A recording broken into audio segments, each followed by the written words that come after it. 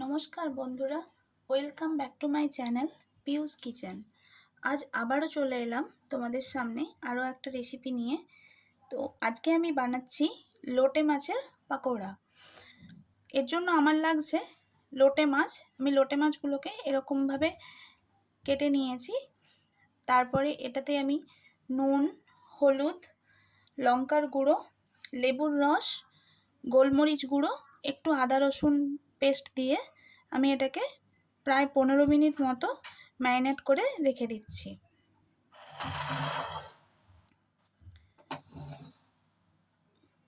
আর লাগছে ময়দা।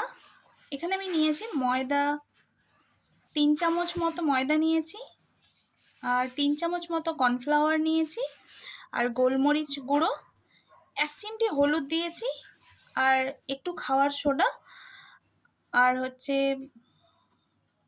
আর কিছুই না।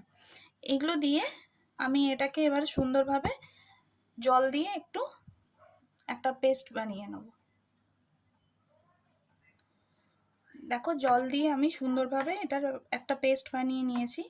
এইরকমই হবে এটা, খুব বেশি গাঢ় নয় আবার খুব পাতলা নয়, এরকমই হবে।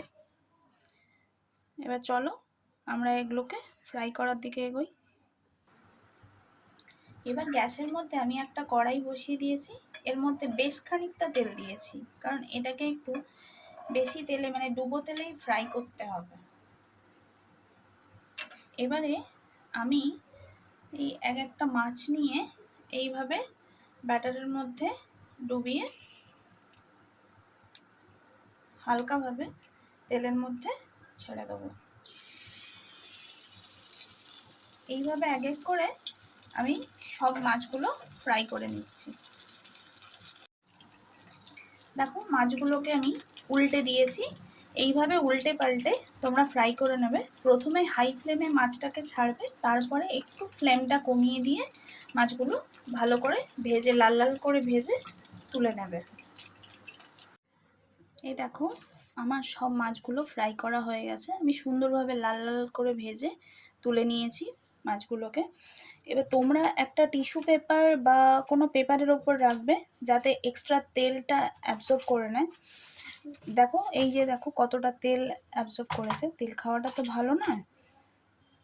তো বন্ধুরা, তোমরা সবাই একবার বানিয়ে খেও। এটার সাথে জাস্ট গরম ভাতের সঙ্গে একটু ডাল আর এই লোটে মাছের পাকোড়াটা হলেই না জমে যায়। জাস্ট একবার খেয়ে দেখো, ভীষণ ভালো লাগবে। অনেক রেসিপি তো খেয়েছো লোটে মাছের, এটা একবার অন্তত বানিয়ে খেও, দেখবে খুবই ভালো লাগবে।